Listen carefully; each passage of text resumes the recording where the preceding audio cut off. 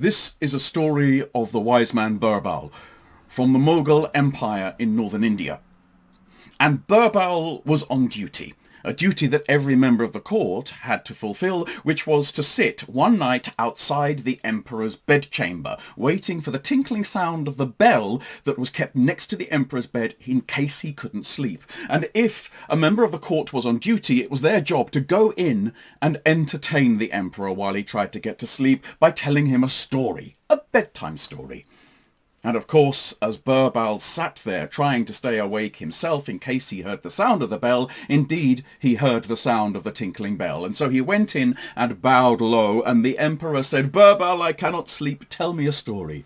And this is the story that Birbal told.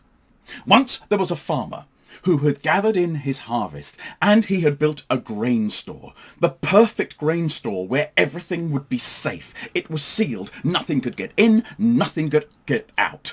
And he filled it with his grain.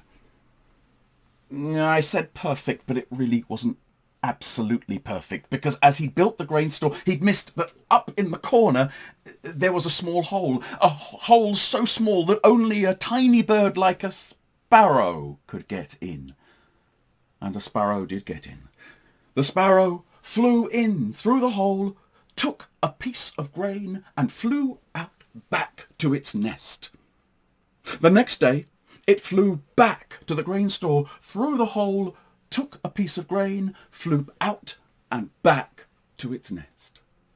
The next day, the sparrow flew in through the hole, took a piece of grain, flew out of the hole and back to its nest. The next day, the sparrow flew in through the hole, and the emperor said, "Enough, Birbal! When is something going to happen in this story?" And Birbal said, "Your Majesty, we have a whole store of grain for the sparrow to carry back to its nest before anything further can happen." And so, thereafter, Birbal was no longer required to fulfill the duty of sitting outside the emperor's bedroom all night, something that he was very happy about.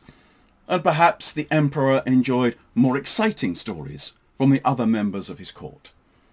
But that is my story of Birbal and the bedtime story, and that's how I've told it to you.